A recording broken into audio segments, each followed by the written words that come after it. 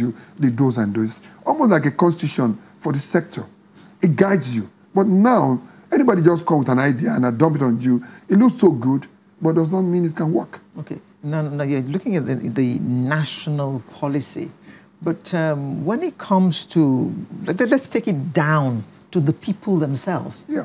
Can't a state legislate on you throwing your pure water sachet out of your car window, for instance? Do we have to wait for the national to give us guidance in that direction?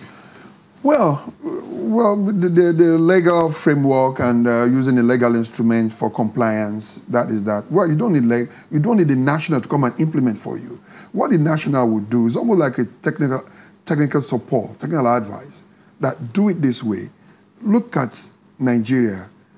We have something that is so generic that we can run with. There are some similarities between waste management in Borno State, for example, and Lagos. There are some similarities. And there are other differences, too. We relate to that generic template that would drive our growth.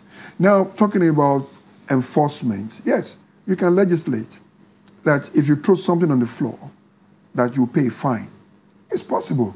Yeah. It's possible to do that. But enforcement, what happens to enforcement? That's another funding. You have to, enforcement is expensive. So you either look at social persuasion to do that, or you spend money for enforcement. So you have to deploy your resources where your interest lies. So if you really just want to do that, then we must be ready to put money in enforcement and employ more people to enforce. All right? Okay. Like Cross River State has their green sheriffs for enforcement. But what about consistency in policy? When you were the GM of Loma, right? There was a policy that was being run in terms of waste management and all of that. But it looks as if that was put aside, maybe tinkered with, not necessarily put aside, and things changed. It looks as if between the time you were GM, it changed like 3 times. And we're here back to where we are now. That situation might also be the same situation applying in other states. So inconsistency also affects the way waste is being managed in the country. How can that change? Well, like I said, if there is... or is there something called political waste management? Well, you can't take a policy from waste management. That's a new terminology. Because it's a service that affects all. And when it affects all, then there's a common interest. And that's the politics. All right? There's politics in it. So you can't take it away. You can't separate the two. All right? But politics and policy, when it comes to monetary policies in Nigeria, you can't say because I'm a politician in the state, I will change some things. There's some things you can't change. You can't now just say that, I'm going to change the Naira, face of Naira because I'm party A or party B. No. There's a national policy that tells you, you can't go beyond this. You can do other things, but you can't go beyond this. All right? So those are the things we're talking about. And that's the thing that will allow investors to invest in the sector, both local and foreign investors. Okay. The business is there. The money is there to do it.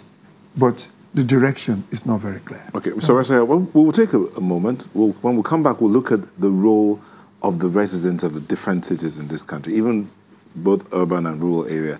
What can they do to make a difference as regards waste management? I'll be after the break.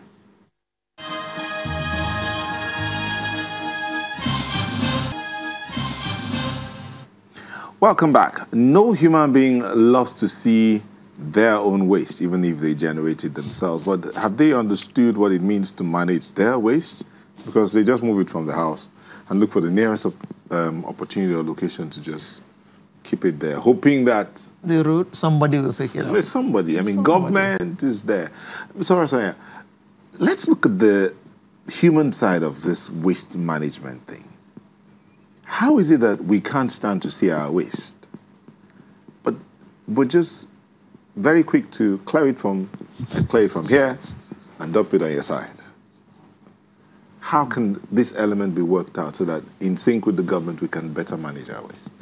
Well, by the time you define an entity as waste, that means it's a material that must be discarded.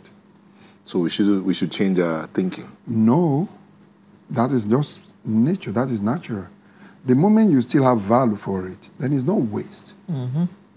So the moment you've used it, you've overused it or abused it to the state that you have to discard, you just don't want to sit around you, then it's a waste.